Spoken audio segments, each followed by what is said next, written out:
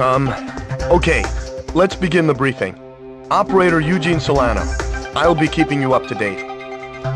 We've got news that an invading LASAF squadron has just taken off from the Puna Plains, en route for an attack on our position, Aubrey Base.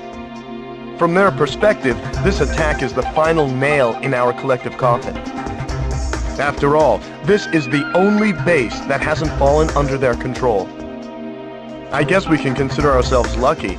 It looks like the enemy has gotten a little overconfident and sent only a small attack force. Griffith Squadron, prepare for launch immediately. Fly around the mountains and avoid enemy radar. Oh, I forgot. The enemy squadron consists mainly of bombers supported by several fighters. Please protect this base and destroy the enemy bombers. If everything goes well, we should be able to get the upper hand on the enemy in this area. All right, please prepare for launch. Let's pay back the LASAF forces with at least one defeat. One final thing. During combat, my codename will be Crux. I will keep you up to date on the battle situation, so please pay attention to your radio.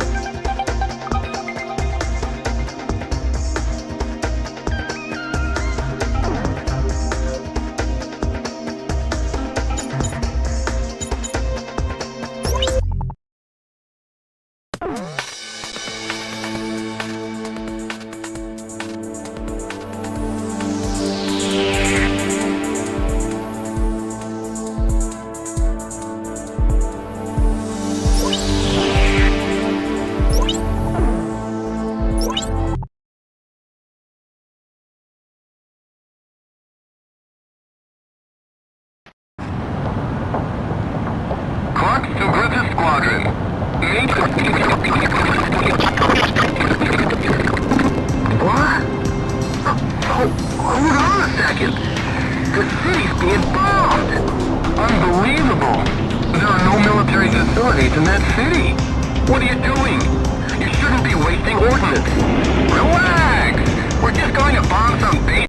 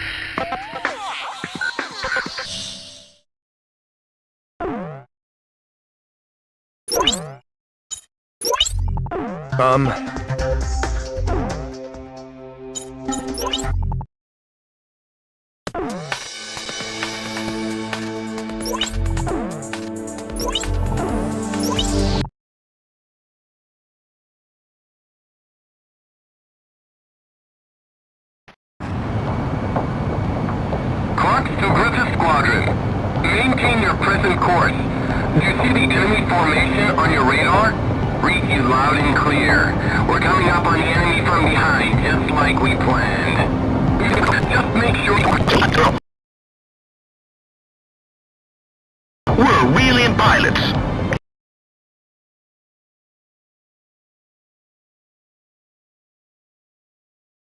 Isn't that right, Captain?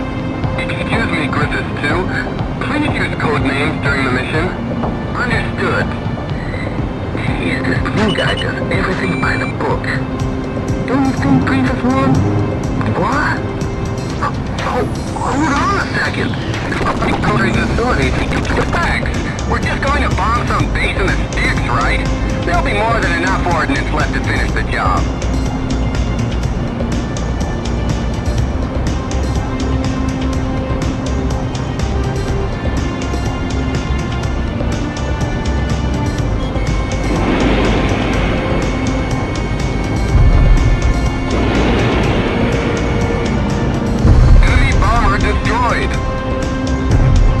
One bomber down.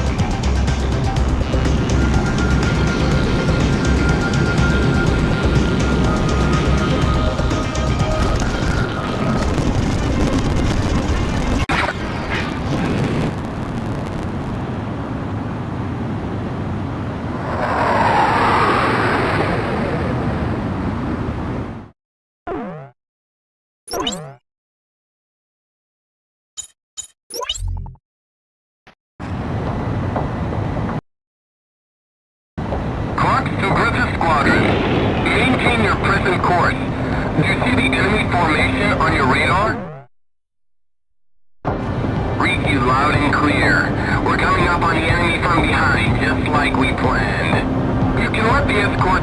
We'll show them what pilots.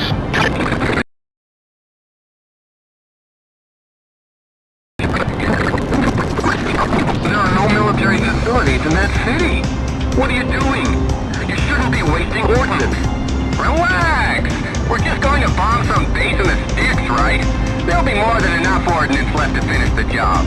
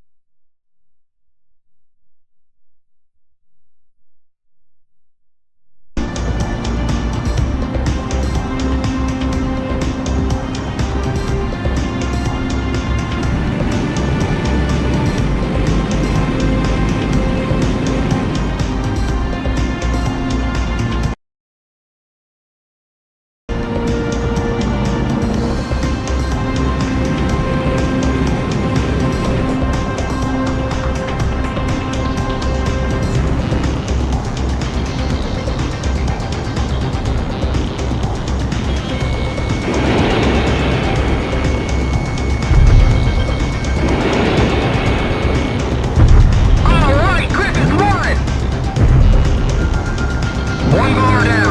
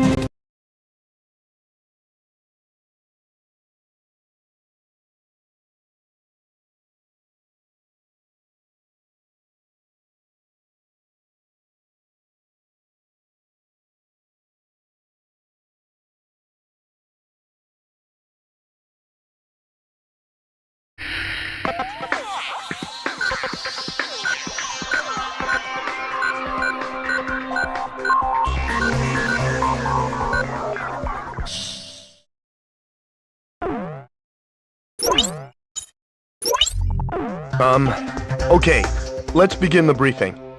We've got news.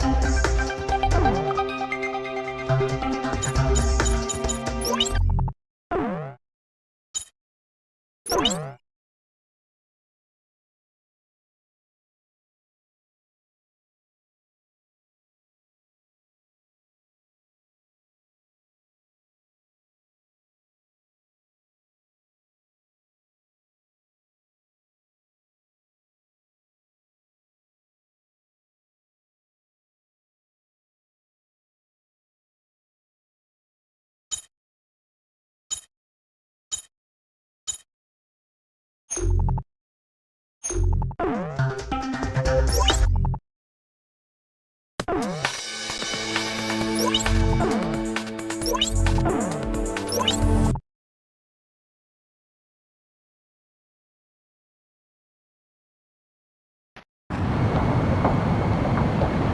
to Griffith Squadron. Maintain your presence.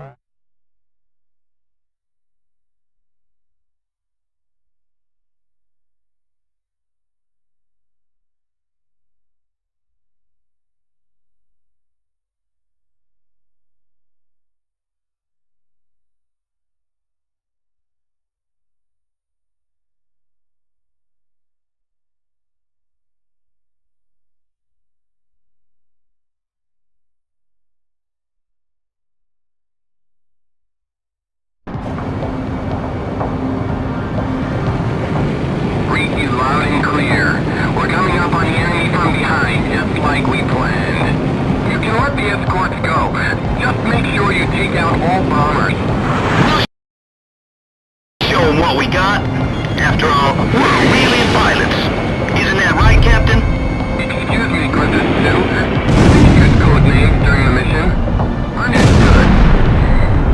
Yeah, this new guy does everything by the book. Don't you think, Princess 1? What? Hold on a second.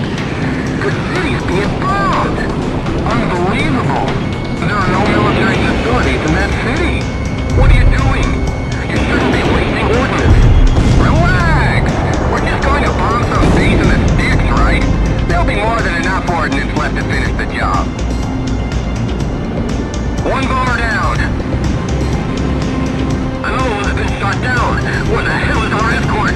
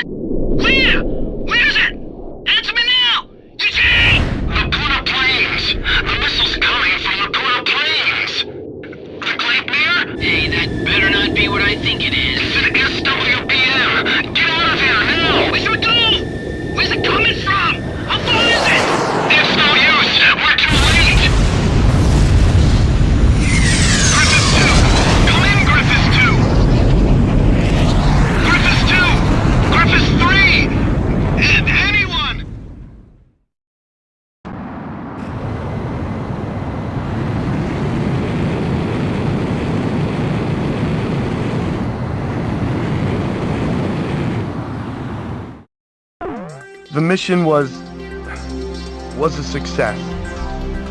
The destruction of the enemy bombers will help keep an enemy invasion of Aubrey base at bay. However, we also suffered serious losses. There's no way anyone could ever call this mission a success. I'm sorry. I couldn't do anything to save them. So that's the super weapon LASAF used to take over all of Aurelia in only 10 days. Who could have imagined that they possessed such destructive power?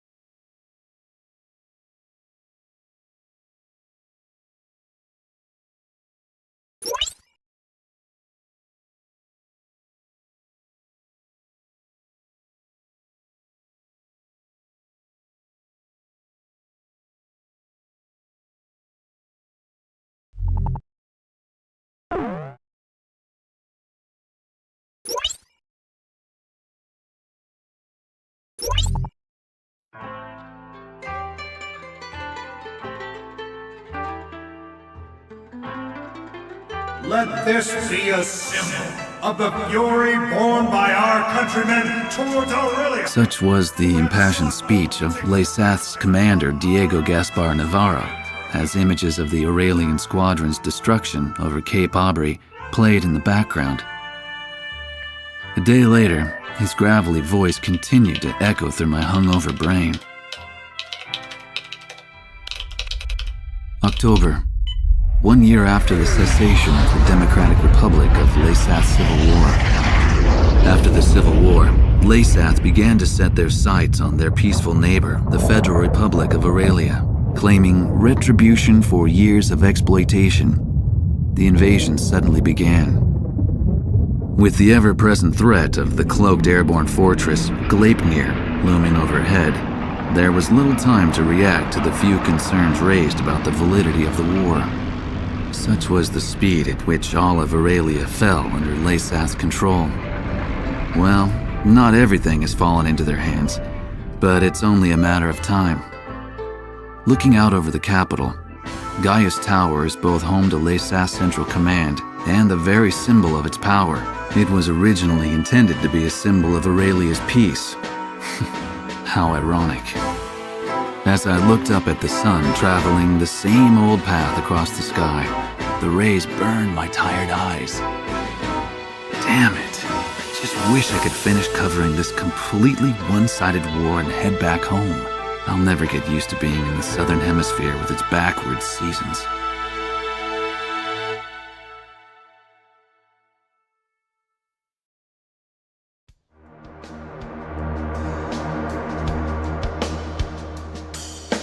The Gleipnir was last confirmed heading southeast across the Puna Plains. However, we lost all trace of it shortly after. Unfortunately.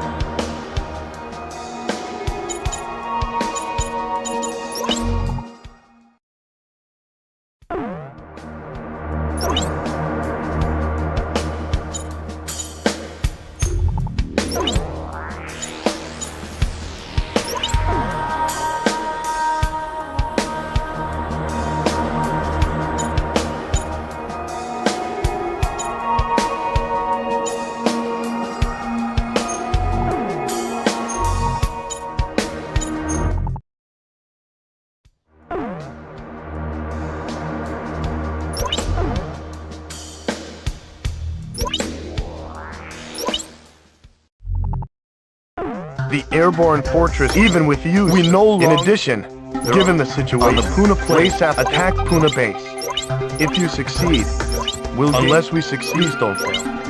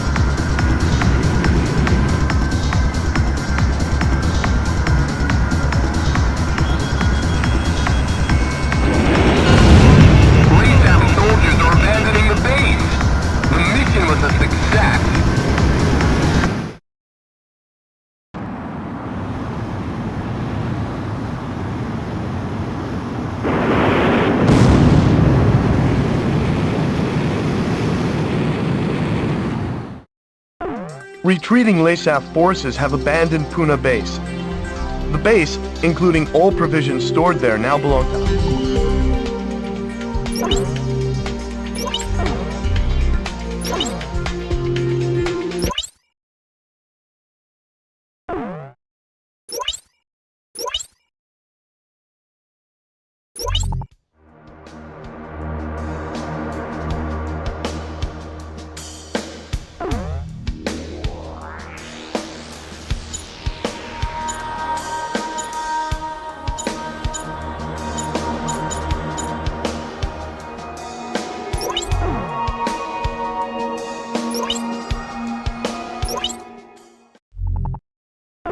The battle to retake Port Patterson is about to begin.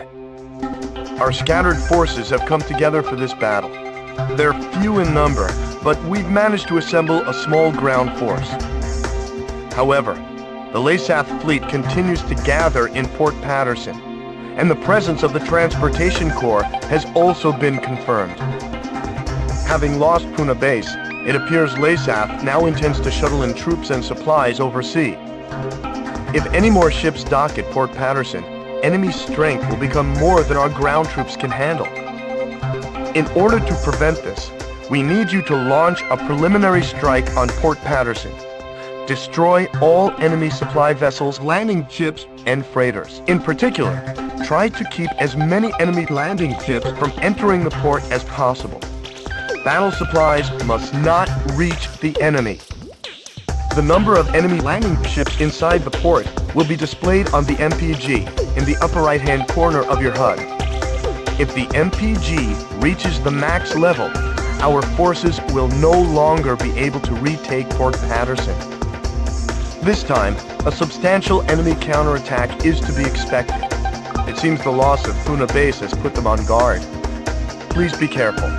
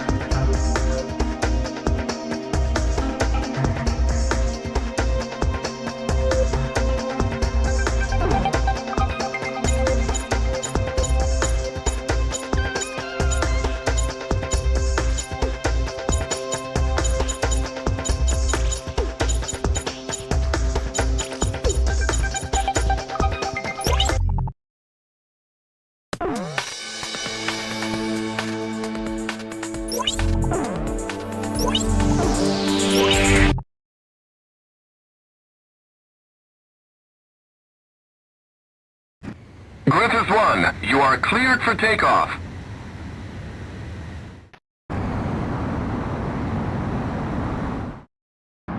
Griffith 1, altitude restrictions canceled. Return to your mission. Good luck.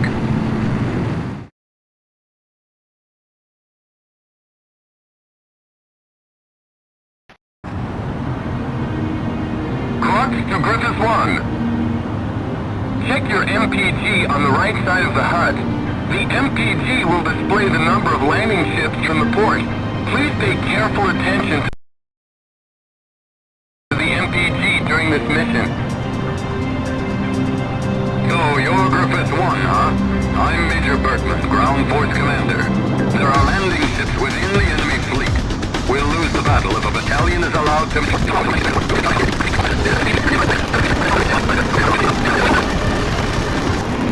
I got something on radar. Put the city on high alert. I don't want to see so much as a kitten out on those streets. Just make sure that bridge is raised.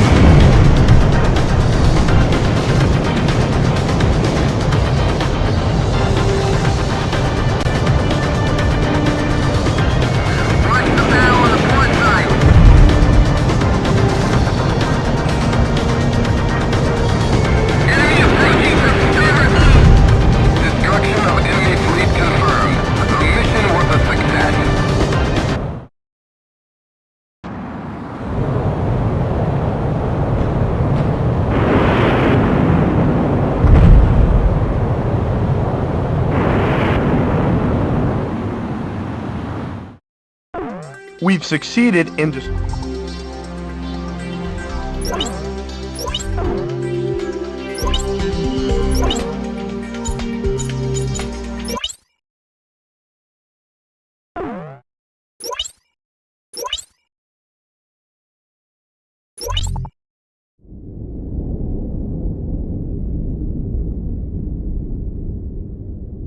The emblem of the Southern Cross. It was on that very day that the aircraft bearing the mark of the Southern Hemisphere brought about the defeat of Laysath forces.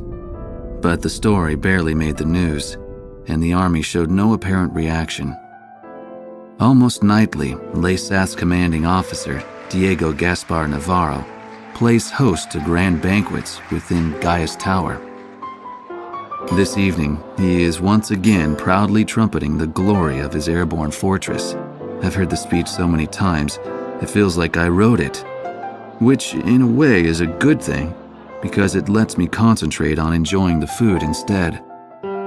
As I gazed out the window at the night sky, I felt as if even the phases of the moon were somehow at odds with those of the Northern Hemisphere. The words of a fellow reporter, who fancied himself a connoisseur of fine wine, really got me thinking about the price of the glass of wine in my hand. One glass of it is roughly equivalent to several years of a Laysathian citizen's salary. Haven't the long years of civil war left Laysath an impoverished and war-torn nation? Whatever the case, much is unclear about the flow of money in Laysath.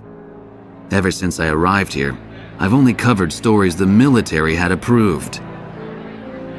However, this particular mystery just might be worth investigating on my own. The idea was nothing more than the product of an idle mind. At least at the time.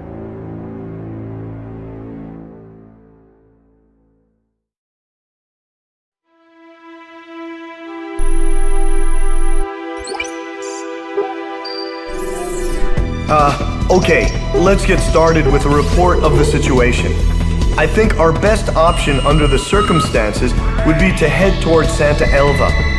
Santa Elva is a strategic location that we have to pass through to get to the capital, Griswold. However, there are several other strategic points on the way to Santa Elva. Which points you choose and in what order you do so is up to you. It looks like your decisions will affect the course of this battle. I know it's an immense responsibility, but there's no one else to count on. We're relying on you to get us through this. It appears that the enemy's Miller unit is gathering at Kings Hill. It looks like they're trying to take back Port Patterson. I wonder what they're up to. Next, we have reports that the Allied Davis unit is cut off at Stand Canyon. Gleipnir took off from Puna Base and is currently standing by at Terminus Island. With the long strike range of the Gleipnir, there's not much our forces can do. It appears that the enemy is moving towards Stand Canyon to eliminate our remaining forces. We'll need those remaining forces in our attack on Santa Elva, so I think we should probably send help. If left alone, they'll be helpless against the aerial fortress, just like what happened to us at Cape Aubrey. Also, Santa Elva is a key location for the enemy, and I think they'll concentrate their forces there. We'll have major problems if they send in their aerial fortress. I'll give you more details once you decide on a route. Please tell me which route you plan to take.